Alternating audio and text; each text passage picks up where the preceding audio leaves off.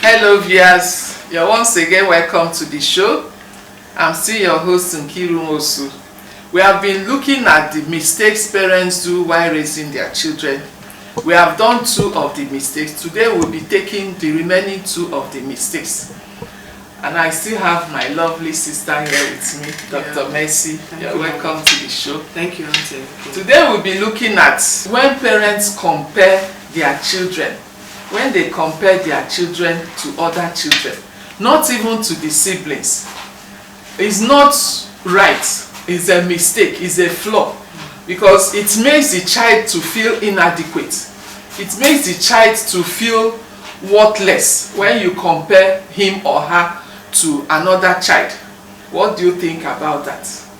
Yeah, I feel it's not really good because it kills their emotions. Yeah. Especially when you keep pointing out. This person is better than you. I experienced that as a child, always, moms can always tell you, oh, this person is doing better than you. They feel, for them, I also speak on their behalf, like according to her, she will say, she feels like she's actually trying to pushing you towards to work harder. So sometimes it could be not their fault, but now you pointing it out and saying it's an error comparing them. No, it's not good. It reduces, it lowers the child's self-image, self-worth, especially if the child is not measuring up to the person he or she is being compared to, especially in academics. That's when that comparison always comes up. That's right. And especially between siblings, among siblings, you compare a child to the sister or to the brother. I say he's doing better than you. Why can't you get a better grade? Why can't you improve on your grades? But the child is also struggling. The child is going through things, and they are putting in their efforts. Or what the parents can do is to encourage the child. You can only let the child do better than what they were before. They are themselves. Now, not to compare them with another child. So, if you say that, so what do you think a parent should do, to help a child who is not doing well in their academics? A child that is not moved. Yes, yeah, that is not really not moved. Like a child who is not doing well, like just like in my own field. Giving birth, I gave birth to this first one was painful, the second one wasn't painful. So you can't compare each child to their own ability. So now you want to push the second one who doesn't do well, and now the first one is doing well. What do you think as a parent you want us to do to help the one who is not doing well? What do you want us to do? The thing is, every child, they are unique. They have their unique capabilities, their unique abilities. They have their individual differences, and the only thing that the parent can do is to find out the gifts, the talent that the child has, and how to improve it, and not to compare. They are different. Like in my place, they say that it's one mother that births them, but it's different gods that guides them. So you have to find out what is this particular child good at. It's not necessary it's something that the sibling is also good at. They don't have to share the same gifts. They don't have to share the same talents, although they are from the same parents, biological parents. So their gifts are different. So the only thing a parent can do is to find out what that child is good at and how to help that child improve. Okay, so do you mean in academics? Like, in academics. For instance, I have a child who is good in English and the other one is not good at English. What area is that child good at? Then you also, because that subject is important, how to improve on it. Maybe the way the teacher is teaching it, maybe the child can learn it better if taught in a different way. If the child can learn it better, because 2 children, like my 2 sons, they learn differently. My first son learns hands-on.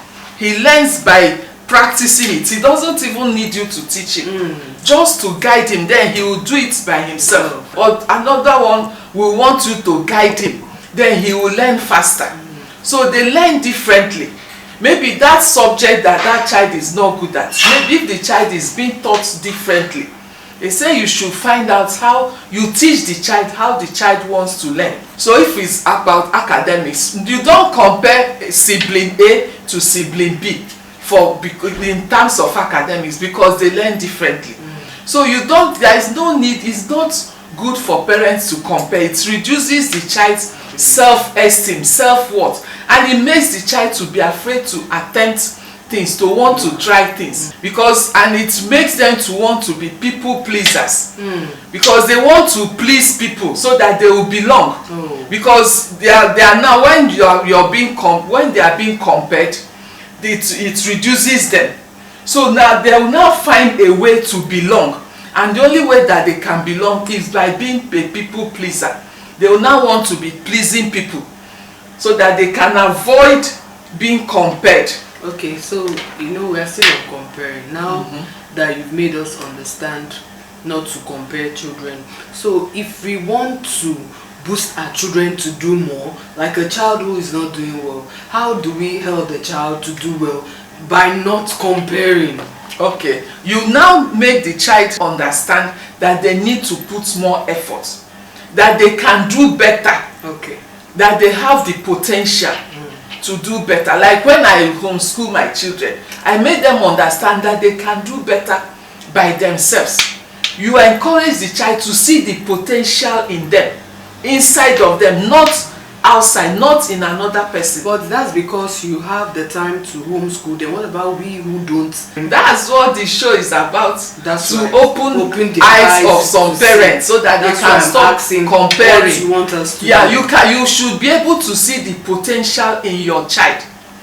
You should, and then you can do better. You did this. If you're able to get 60%, when you push, you have the potential to get 65. You have the potential to get 70. So you let the child to put in more effort, and then the child will now smile and then look inwards and say, yeah, I just did this. Maybe the child will now calculate, I just studied for 1 hour and I got this. That means if I can study for 2 hours. So you let the child compare themselves to what they did before, and not to compare themselves to another person that is outside, external.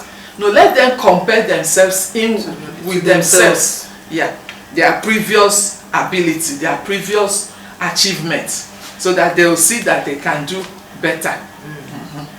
So it means that our parents really did a lot of errors, Yeah, when they were comparing us, thinking they are pushing us, they'll say, see your mates, they are your age mates. Are you not better? Only just in academics. In those days, does that person does they have 2 heads?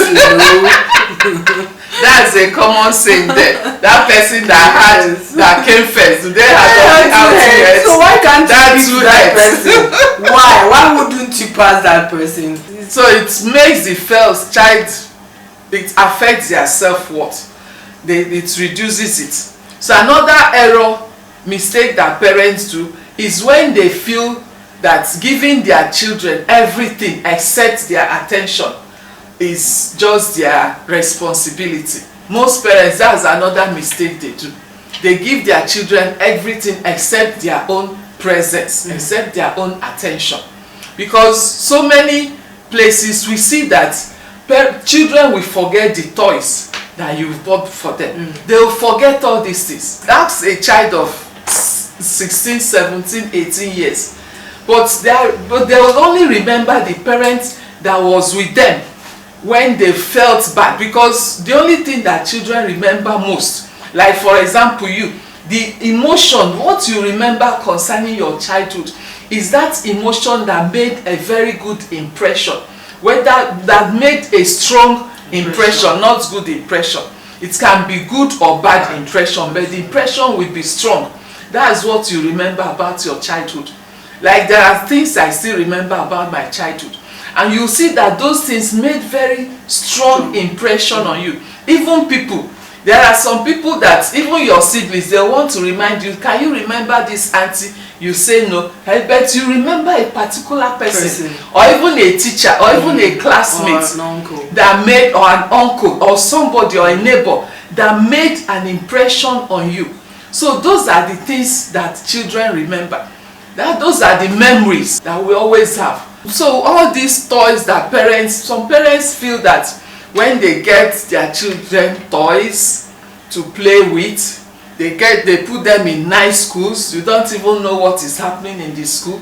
All you know is that your child is in the best school, you get them the best toys, but your presence is missing in their lives. There are times that these children want you to hug them, they want you, but you're not always around. So that is another mistake that parents make. At a certain stage of their growth, of their development, they now what should I call it? Is it a social family?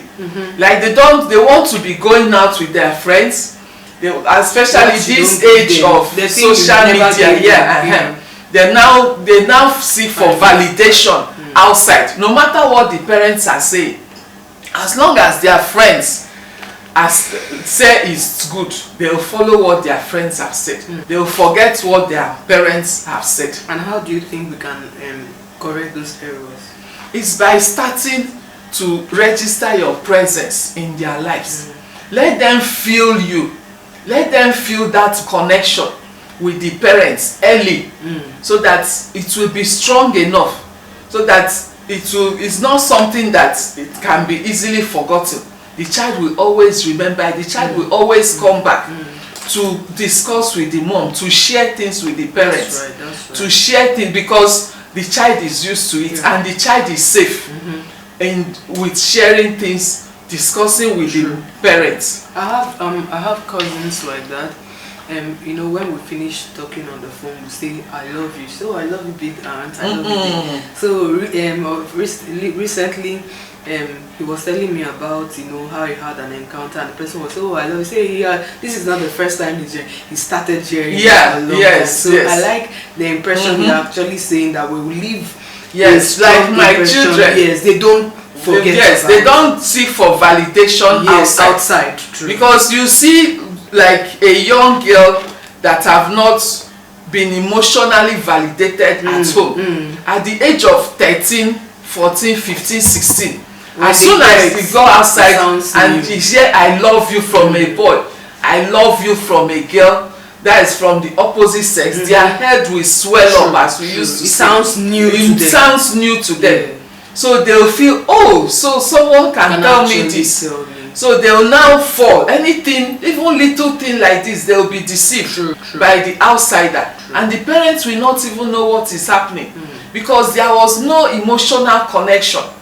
Like I tell my children, the messages you send to them, send them I love you, send them those things. Let them know that they are loved, so that no matter what somebody is telling them outside, it will not make their head to swell, as we say. So yeah, you have to give them that confidence.